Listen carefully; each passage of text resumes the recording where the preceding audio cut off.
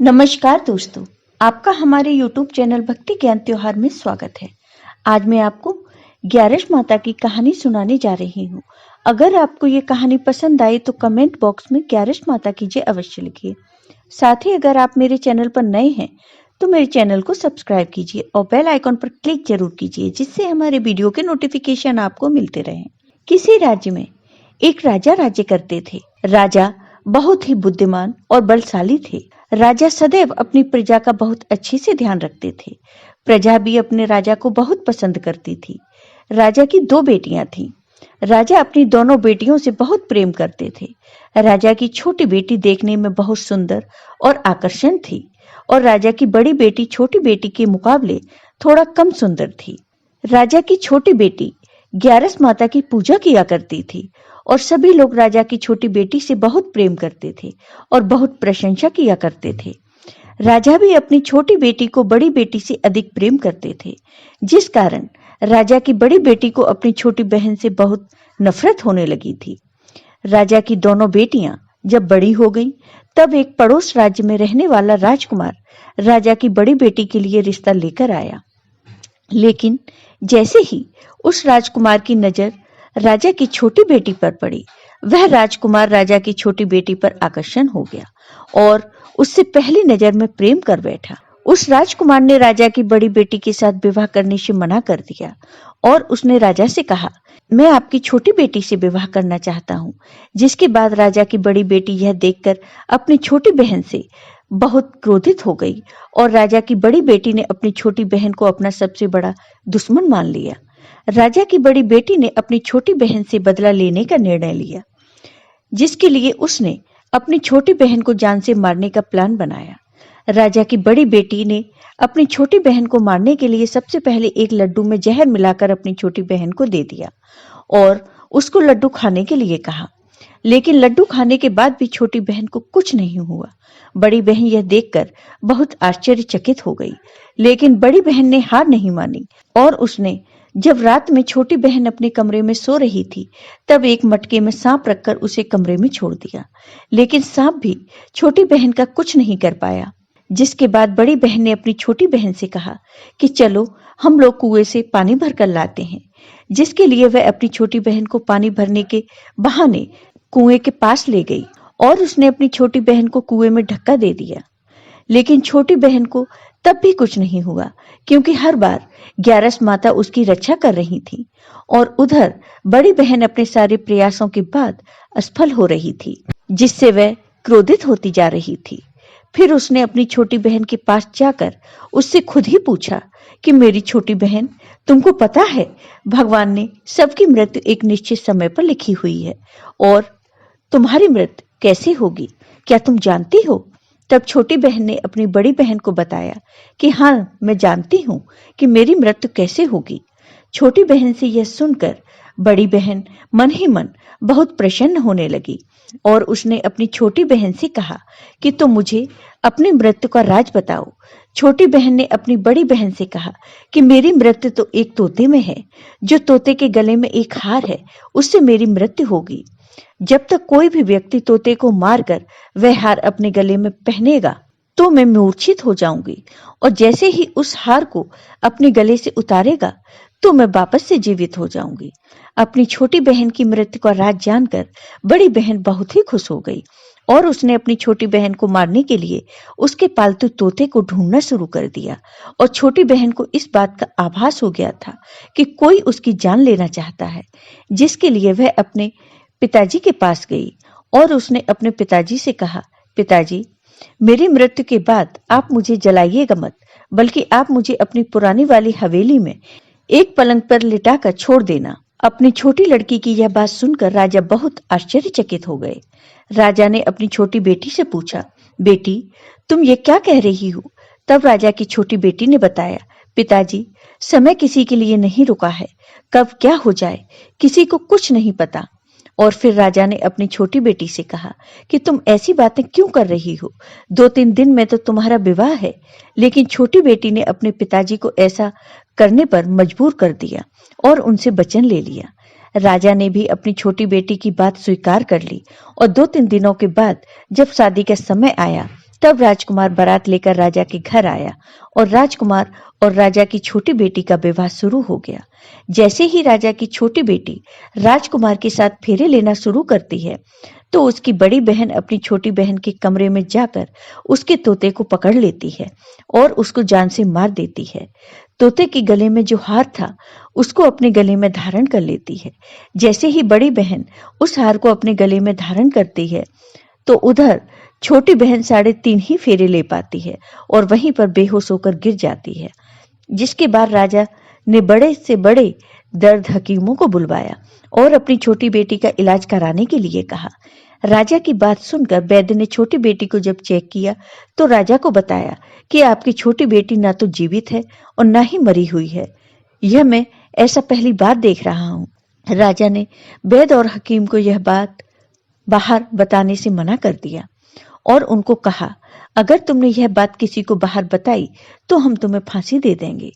राजा ने अपनी छोटी बेटी को पुराने महल में जाकर एक पलंग पर लेटा दिया और वहां पर कुछ सैनिक को तैनात कर दिया और वापस अपने महल में आ गए। राजा की बड़ी बेटी अपने पिताजी के पास आई और कहने लगी, पिताजी, अगर यह शादी संपन्न नहीं हुई तो आपकी इज्जत का क्या होगा? आप कहें तो मैं आपकी इज्जत बचाने के लिए राजकुमार से शादी करने के लिए तैयार हूं। इसके बाद राजा ने अपनी बड़ी बेटी की बात मान ली और राजा ने बड़ी बेटी को छोटी बेटी के कपड़े पहनाकर मंडप पर भेज दिया। लेकिन राजकुमार यह जान गया कि यह राजा की छोटी बेटी नहीं है बल्कि राजा की बड़ी बेटी है। लेकिन जब राजकुमार ने शादी करने से मना कर दिया तो सभी लोगों ने राजकुमार को विवश कर राजा की बड़ी बेटी से बचे हुए फेरों को संपन्न करा दिया और विवाह करवा दिया। जिसके बाद राजकुमार राजा की बड़ी बेटी को अपने महल ले गए। राजकुमार राजा की बड़ी बेटी से न तो बात करते थे, न ही उसको पसंद करते थे और न ही उसके आसपास भटकते थे और राजकुमार ने यह फैसला लिया था कि वह राजा की छोटी बेटी को ढूंढकर रहेगा और यह जानकर रहेगा कि उसके साथ क्या हुआ है। एक दिन राजकुमार अपने घोड़े पर सवार होकर राजा के पुराने महल के पास पहुंच गया, जहां पर उसने कुछ सैनिकों को देखा।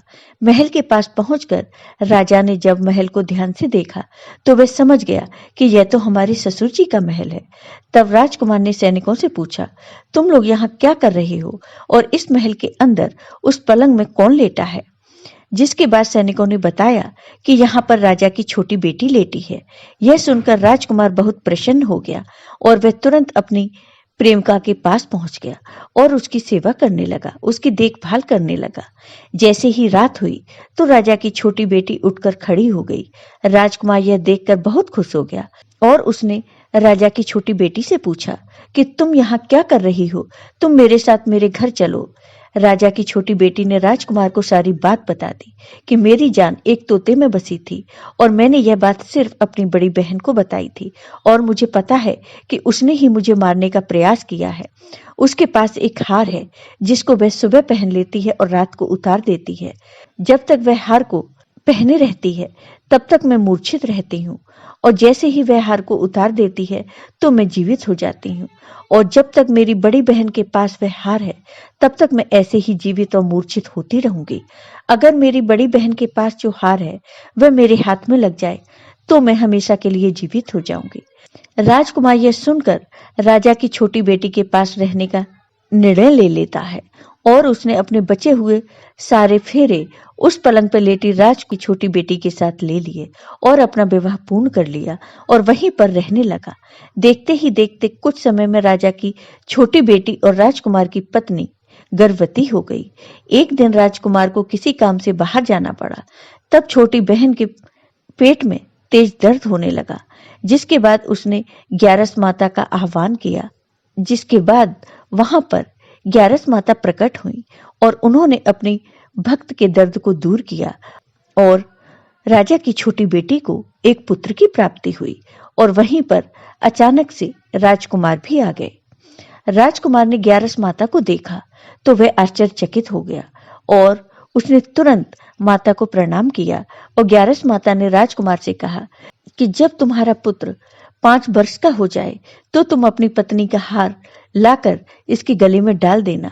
और देखते ही देखते राजकुमार और राजा की छोटी बेटी का पुत्र 5 वर्ष का हो जाता है। तो राजकुमार अपने बेटे से कहता है, बेटा मैं कुछ काम से बाहर जा रहा हूं, तुम अपनी माता का ध्यान रखना, और वहां से चला जाता है। राजा को बाहर निकलता देख बड़ी बहन के सैनिक देख लेते हैं और बड़ी बहन को जाकर सारी बातें बता देते हैं, जिसके बाद बड़ी बहन अपनी छोटी बहन के पुत्र को वहां से उठवा लेती है और उसको मरवा देती है।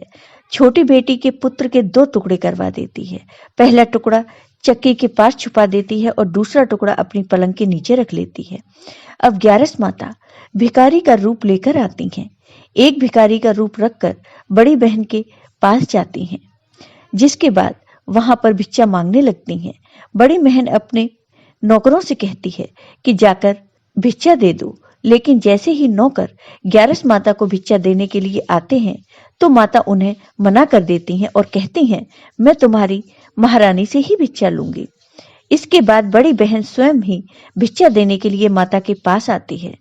तब माता एक बिल्ली का रूप लेकर उसके कमरे में चली जाती हैं और वहां पर छोटी बेटी के पुत्र को 2 टुकड़े को आपस में जोड़ देती हैं और उसे जीवित कर देती हैं। उसे वहां से ले जाती हैं। राजकुमार अपने बेटे को लेकर अपनी पत्नी यानी राजा की बड़ी बेटी के पास जाता है और उससे कहता है कि तुम इसका ध्यान रखना। अगर तुम इस बच्चे का अच्छे से ध्यान रखोगी तो मैं तुमसे बात करूंगा। एक दिन राजकुमार अपने बच्चे से कहता है, तुम अपनी बड़ी माँ के गले से उनका हार मांग लेना। जिसके बाद राजकुमार का लड़का अपनी बड़ी माँ के पास जाता है और कहता है, माँ मुझे तुम्हारा हार चाहिए जो तुमने गले में पहन रखा है। यह सुनकर पहले तो बड़ी बहन बहुत क्रोधित होती है, पर उसको यह याद आता है कि राजकुमार ने कहा था, अगर मैं इस बच्चे का ध्यान अच्छे से रखूंगी तो वह मुझसे बात करेंगे, जिसके कारण वह उस बच्चे को वह हार दे देती है और वह तुरंत हार को लेकर अपने पिताजी को दे देता है। और तभी राजकुमार अपने बेटे को लेकर वहां से जाने लगता है और अपनी पत्नी से कहता है, तुम हमारे लिए खाना बनाकर रखना, मैं शाम को आकर तुम्हारे साथ खाना खाऊंगा। और वह अपने बेटे को लेकर वहां से चला जाता है। जिसके बाद वह राजा के पास जाता है और उनको सारी बातें बता देता है। राजा अपनी बड़ी बेटी की यह करतूत सुनकर बहुत क्रोधित होते हैं और अपनी परवरिश पर ही दोष देने लगते हैं और राजकुमार को अपनी छोटी बेटी के साथ रहने के लिए आदेश देते हैं। ग्यारस माता की कृपा से राजा की छोटी बेटी अपने पति और पुत्र के साथ सुखपूर्वक रहने लगती है। जय हो ग्यारस माता की। आपको ये वीडियो पसंद आया हो तो कमेंट बॉक्स में कमेंट करके जरूर बताइए। साथ ही मेरे वीडियो को ज्यादा से ज्यादा शेयर करिए। धन्यवाद दोस्तों।